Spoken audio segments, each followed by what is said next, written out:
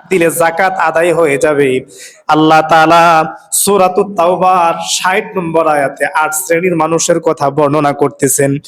১ নম্বর আল্লাহ বলেন লিল ফুকারা, যারা নাকি সমাজের মাঝে ফকির, এই ফকিরদেরকে যাকাত দেওয়া লাগবে। ২ নম্বর ওয়াল মাসাকিন, মিসকিনদেরকে যাকাত আদায় করা লাগবে। মিসকিনদেরকে যাকাত দিলে যাকাত আদায় হবে।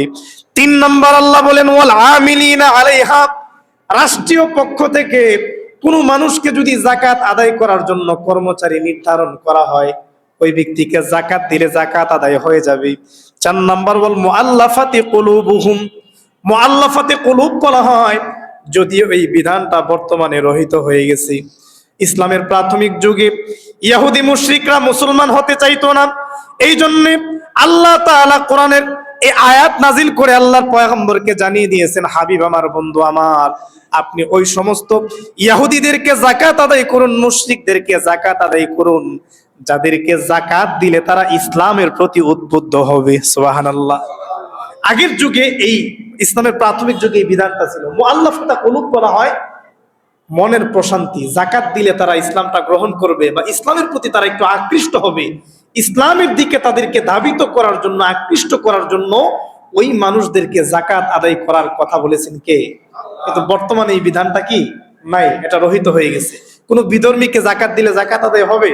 যাকাত আদায় হবে না। কিন্তু আগে ইসলামের প্রাথমিক যুগে বিধর্মীরা যদি তারা ইসলামের দিকে যাকাতের মাধ্যমে আসতো বা কালেমা গ্রহণ করবে, এই ওয়াদা যদি তারা করত, তাদেরকে যাকাত আদায় করার ঘোষণা আল্লাহ তাআলা করেছিলেন। কিন্তু বর্তমানে কোনো বিধর্মীকে যাকাত দেওয়া যাবে না। এরপরে আল্লাহ বলতেছেন ওয়ার রিকাব ওয়াল গারিমিনা ফি সাবিলিল্লাহ, কোন মানুষ যদি ঋণগ্রস্ত হয়, কোন ঋণগ্রস্ত ব্যক্তিকে যদি আপনি যাকাত দান করেন, যাকাতের সম্পদরা আপনি দান করেন, এই টাকার মাধ্যমে সে তার ঋণ আদায় করে দিবে, তাহলে আপনার যাকাত আদায় হয়ে যাবে।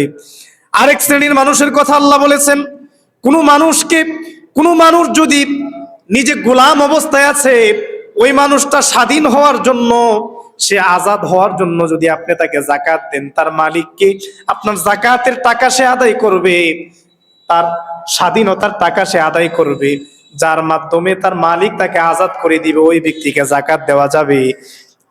এরপরে আল্লাহ বলতেছেন ওয়াফি সাবিলিল্লাহ, যে ব্যক্তি আল্লাহর রাস্তায় জিহাদ করে, ইসলামের জন্য যারা জিহাদ করে, কোরআন হেফাজতের জন্য যারা মুশরিকদের বিরুদ্ধে জিহাদ করে যুদ্ধের মাঠে থাকে, ওই সমস্ত মুজাহিদদেরকে যাকাত দেওয়ার কথা বলেছেন কে? তাদেরকে যাকাত দিলে যাকাতের নেসাব, তারা হচ্ছে যাকাতের খাত, আদায় হবে। তারপরে আল্লাহ বলতেছেন ওয়াবনি সাবিল, মুসাফির ব্যক্তি, বাড়ির মাঝে তার সম্পদ আছে, এলাকার ভেতরে তার সম্পদের অভাব নাই, টাকার অভাব নাই, কিন্তু সে আল্লাহর রাস্তায় সফরে বের হয়েছে, তাবলিগে বের হয়েছে, অথবা দ্বীনের কোনো কাজে সে এলাকা থেকে বহু দূরে চলে গেছে, যেখানে তার কোনো টাকা পয়সা নাই, ভালো খাবারের ব্যবস্থা নাই, টাকা নাই হাতের মাঝে, নেশাব পরিমাণ সম্পদের মালিক সে না, আল্লাহ তাআলা বলেন ওই সমস্ত মুসাফিরদেরকেও যাকাত দিতে হবে। সুবহানাল্লাহ। এই ৮ শ্রেণীর ব্যক্তিকে যাকাত দিলে আপনার যাকাত আদায় হবে। ১ নাম্বার ফুকারা, ২ নাম্বার মিসকিন, ৩ নাম্বার ওয়াল আমিলিনা আলাইহা, যারা যাকাতের দায়িত্বে নিয়োজিত কর্মচারী, তাদেরকে যাকাত দিতে পারবেন। ৪ নাম্বার যে বিধানটা, যাকাতের যে খাত, ওইটা রহিত হয়ে গেছে, মুআল্লাফাতে কুলুব, ওই মানুষদেরকে ইসলামের প্রতি উদ্বুদ্ধ করার জন্য যাকাত দেওয়া, এই বিধান রহিত হয়ে গেছে। তারপরে অফির রিকাবি ওয়াল গারিমিনা ফি ওয়াল গারিমিন, কোন গোলামকে আপনি আজাদ করে দিলেন যাকাতের টাকার মাধ্যমে, এই গোলামকে যাকাত দিতে পারবেন।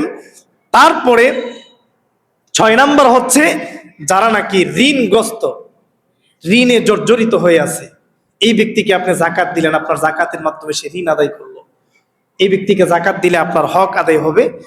যারা নাকি মুজাহিদ, আল্লাহর রাস্তায় যারা জিহাদ করে, যুদ্ধ করে, ওই সমস্ত মুজাহিদদেরকে যাকাত দিবেন। ৮ নাম্বার হচ্ছে ওয়াবনি সাবিল, যারা মুসাফির, বাড়িতে টাকা পয়সার অভাব নাই, সম্পদ আছে, সব আছে, কিন্তু সে মুসাফির অবস্থায় এক জায়গাতে আছে, এখানে তার কাছে টাকা পয়সা নেই, তাকেও আপনি যাকাত দিতে পারবেন। এখন আসুন, ফকির আর মিসকিন কাকে বলে?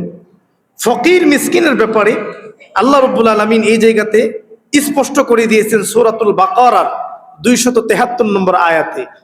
রব্বুল আলামিন বলেন লিল ফুকারাইল্লাযীনা উহসিরু ফি সাবিলিল্লাহ لا يستطيعون ضربا في الأرض يحسبهم الجاهل أغنياء من التعفف تعرفهم بسيماهم لا يسألون في الناس إلحافا ফকির কাকে বলা হয়? ফকির বলা হয় ওই সমস্ত মানুষদেরকে যেই সমস্ত মানুষ মানুষের কাছে চাইতে পারে না, লজ্জায় মানুষের কাছে বলতে পারে না। তার বেশভূষ পোশাক আশাক দেখলে মনে হয় ওই মানুষটা বড় টাকাওয়ালা, সম্পদওয়ালা, কিন্তু বাস্তবিকভাবে তার ঘরের মাঝে খাবার নাই, টাকা নাই, সন্তানকে ভালো কাপড় কিনে দেওয়ার জন্য তার সামর্থ্য নাই। এমন মানুষদেরকে আপনি যদি যাকাত আদায় করেন, সেই যাকাত আদায় হয়ে যাবে। সুবহানাল্লাহ। ফকির আর মিসকিন পার্থক্য কিভাবে করব? যারা নাকি ফকির তাদেরকে চেনা যায়, কিন্তু মিসকিন যারা, মিসকিনের ব্যাপারে এই মিসকিনের ব্যাখ্যায় আসছে সমাজের অসংখ্য এমন মানুষ আছে যারা মধ্যবিত্ত, যে মানুষগুলো বাস্তবিক গরিব, কিন্তু পোশাক আশাক বা চলাফেরায় তাদেরকে খুব টাকাওয়ালা মনে হয়, সম্পদওয়ালা মনে হয়। এই মানুষদেরকে আপনি দেখে দেখে চিনে চিনে তাদের অবস্থা বুঝে তাদেরকে যাকাত আদায় করবেন। সুবহানাল্লাহ পড়েন। আমাদের সমাজে ফকিরের চাইতে মিসকিনের সংখ্যা বেশি। ফকির তো হাত পেতে আপনার কাছে চাইতে পারে, যে ভিক্ষুক তার কোনো লজ্জা থাকে না, সে ওই যে মসজিদের সামনে দাঁড়াবে, আপনার কাছে হাত পাতবে, আপনি তাকে চিনবেন। কিন্তু যারা মাসাকিন, যারা মধ্যবিত্ত, অনেক ফ্যামিলির মানুষ আছে যারা মানুষের কাছে লজ্জায় চায় না, কিন্তু সে অভাবে আছে, ওই মানুষদেরকে চিনে চিনে তাদেরকে লিস্ট করে করে যাকাত দেওয়ার কথা বলেছেন কে? আল্লাহ। আমাদের সমাজে মিসকিনের সংখ্যা অনেক বেশি, ঠিক কিনা বলেন? এজন্য তাদেরকেও যাকাত আদায় করতে হবে। যাকাতের আরেকটা খাত আল্লাহ বলতেছেন লিল ফুকারা ইল্লাযিনা উহসিরু ফি সাবিলিল্লাহ, ওই সমস্ত ফকিরদেরকে যাকাত আদায়, যাকাতের সম্পদ দিবে যারা নাকি আল্লাহর রাস্তায় বন্দী হয়ে গেছে, আবদ্ধ হয়ে গেছে। সুবহানাল্লাহ পড়েন। আল্লাহর রাস্তায় আবদ্ধ হয়ে গেছে কারা? দ্বীনের কাজ করতে গিয়ে তারা দুনিয়াবি কোনো কাজ করতে পারতেছে না, বা দ্বীন শিখতে গিয়ে তারা এই ইসলামের দ্বীনের ভেতরেই বন্দী হয়ে গেছে। যারা মাদ্রাসায় পড়াশোনা করে, তালেবে ইলম, তারা এই কোরআন শিখতে গিয়ে দুনিয়াবি কোনো কাজ করতে পারে না। এই সমস্ত ব্যক্তিদের ব্যাপারে আল্লাহ তাআলা বলেছেন উহসিরু ফি সাবিলিল্লাহ, যারা আল্লাহর রাস্তায় বন্দী হয়ে গেছে, আবদ্ধ হয়ে গেছে, তাদেরকেও যাকাত আদায় করার কথা বলেছেন কে? আল্লাহ। এটা যাকাতের একটা অন্যতম গুরুত্বপূর্ণ খাত। মাদ্রাসার এতিমখানা, এতিম ছাত্রদেরকে যাকাত আদায় করে দিবেন ইনশাআল্লাহ। এই ৮ শ্রেণীর ব্যক্তি ছাড়া আপনি যদি অন্য কাউকে যাকাত দেন, তাহলে যাকাত আদায় হবে হবে না। এই ৮ শ্রেণীর ভেতরে আপনার আত্মীয় স্বজনের ভেতরে যদি কোনো মিসকিন বা ফকির থাকে, তারা সবচেয়ে বড় হকদার যাকাত পাওয়ার, তাদেরকে যাকাত দিবেন। যাকাত দেওয়ার সিস্টেমটা কি? আমাদের সমাজের দারিদ্রতা দূর কেন হচ্ছে না? আল্লাহ বলেছেন যাকাতের মাধ্যমে মুসলমান তার মাথা উঁচু করে দাঁড়াবে পৃথিবীর মানচিত্রে। তো আমরা মুসলমান আজকে সারা পৃথিবীতে অবহেলিত, অসহায় জাতি। কেন? কারণ আমরা যাকাতটাকে পরিপূর্ণ হিসাব করে আদায় করি না। যাকাত আমি মনে করতেছি লুঙ্গি আর শাড়ি দিলে যাকাত আদায় হয়ে যাবে, অথবা আমি এই কিছু চাউল দিয়ে দিলাম অসহায়কে, যাকাত আদায় হয়ে গেল না। যাকাতের উদ্দেশ্য হচ্ছে, আল্লাহ কোরআনে বলতেছেন, আল্লাহ তাআলা বলতেছেন কাইলা ইয়াকুনু দুলাতান বাইনাল আগনিয়া, যাতে করে যাকাতরা সব ধনীদের মাঝে পুঞ্জীভূত হয়ে না যায়, কুক্ষিগত হয়ে না যায়। যাকাতের মাধ্যমে আপনি যেমন সম্পদশালী, আপনি গরিবকেও সম্পদশালী করবেন। ধনী গরিব সকলেই সম্পদশালী হবে, বিত্তশালী হবে, সমাজে তারা মাথা উঁচু করে দাঁড়াতে পারবে। যাতে দারিদ্রতা বিমোচন হয়, যাতে অসহায়ত্ব দূর হয়, এটা হচ্ছে যাকাতের উদ্দেশ্য। কিন্তু আমাদের অসহায়ত্ব, দারিদ্রতা বিমোচন হচ্ছে না যাকাতের মাধ্যমে। কেন? কারণ যাকাত আমরা পরিপূর্ণ আদায় করতেছি না। এজন্য যাদেরকে সম্পদ আল্লাহ দিয়েছেন, যারা লক্ষ কোটি টাকা মালিক, আপনারা প্রত্যেকে যদি নিয়ত করেন যে আমি এই বছর মাত্র 10 জন ব্যক্তিকে যাকাতের টাকা দিব, এরকম সমাজে 10-20 জন ধনী ব্যক্তি তারা যদি একত্রিত হয়ে আপনারা বসে মোশাওয়ারা করেন, পরামর্শ করেন যে সমাজে যত যত অসহায় আছে তাদের লিস্ট করে আমি দিব 10 জনকে, আপনি দিবেন 10 জনকে, আপনি দিবেন 10 জনকে, এভাবে কিছু মানুষকে আমরা যাকাতের টাকাটা দিব। কিভাবে? একটা ব্যক্তিকে আমি সেলাই মেশিন কিনে দিলাম, একজন ব্যক্তিকে আমি একটা দোকানের মাল কিনে দিলাম, একজন ব্যক্তিকে আমি একটা রিক্সা কিনে দিলাম, অটো কিনে দিলাম, সে যেন বিত্তশালী হতে পারে। যদি এই পদ্ধতিতে আপনি আমি যাকাত দিতে পারি, সমাজে কোনো গরিব থাকবে? সবাই বলেন থাকবে? প্রিয় উপস্থিতি, এভাবে যদি আমাদের সমাজের ধনীরা জাকাত দিত, তাহলে পরের বছর আর জাকাত আদায় করার মতো লোক খুঁজে পাওয়া যেত। তা আমাদের সমাজে প্রত্যেক বছর জাকাত দেওয়া হয়, কিন্তু যারা গরিব তারা আরো গরিব হয়, আর যারা ধনী তারা আরো ধনী হচ্ছে। ঠিক কিনা বলেন?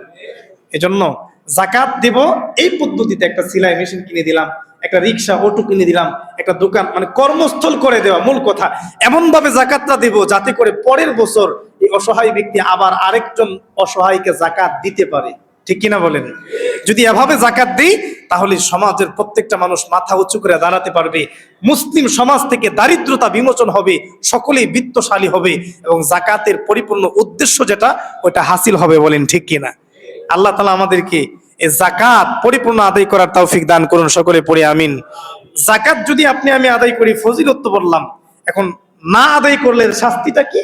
রব্বুল আলামিন কোরআনুল কারীমের সূরাতুত তাওবার 35 নম্বর 36 নম্বর আয়াতে বলতেছেন, আল্লাহ তাআলা বলেন, ওয়াল্লাযীনা ইয়াকনিজুনা আয-যাহাবা ওয়াল ফিদ্দাতা ওয়ালা ইউনফিকুনাহা ফি সাবিলিল্লাহ ফাবাশশিরহুম বিআযাবিন আলীম।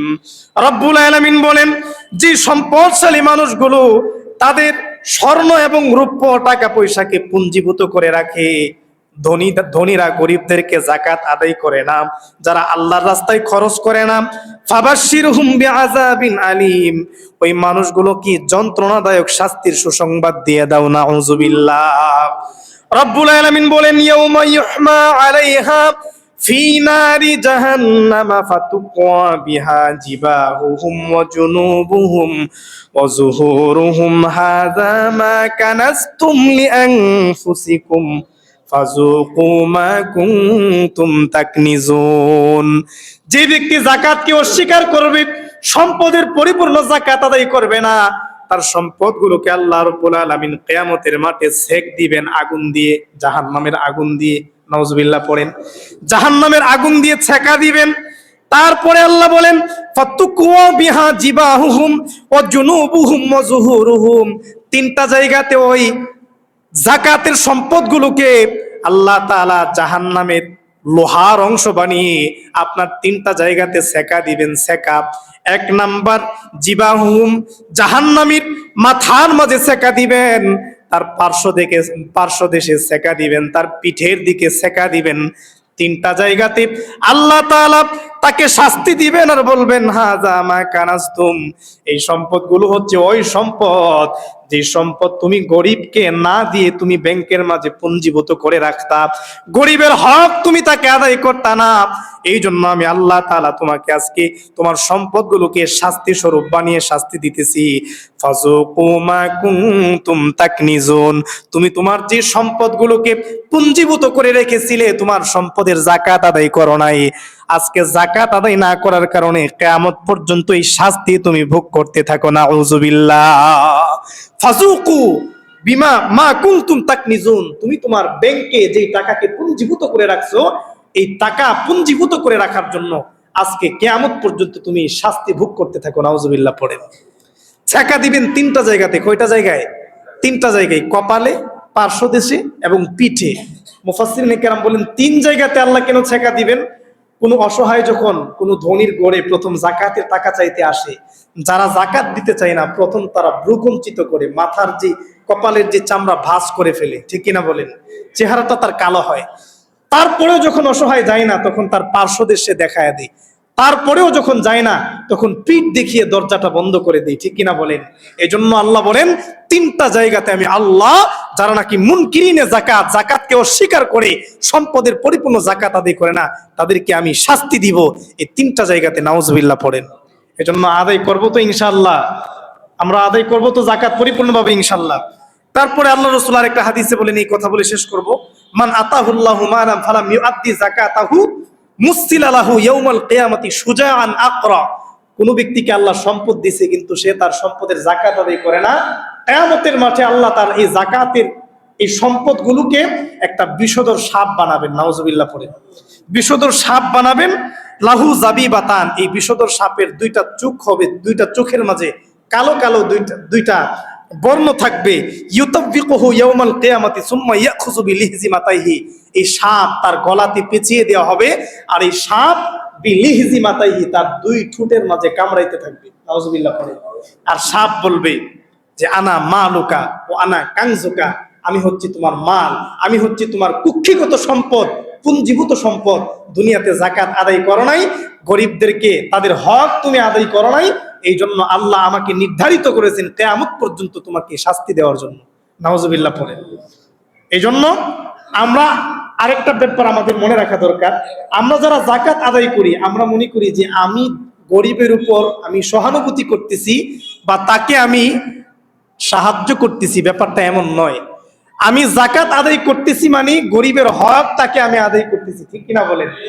আর ওই গরিব সে যাকাতের টাকা আদায় করে আমার উপরে সে একটা সহানুভূতি দেখিয়েছে, যদি সে যাকাতের টাকা আদায় না করতো আমার সম্পদ পবিত্র হতো না, ঠিক কিনা?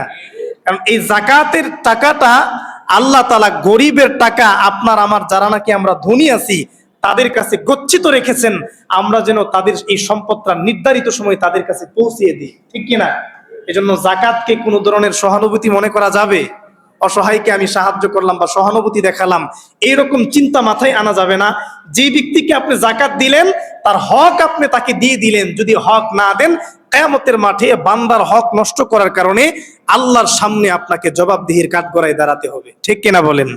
এজন্য যাকাতকে আমরা ফরজ বিধান মনে করে আদায় করবো। আল্লাহ তৌফিক দান করুন, সকলে পড়ে আমিন।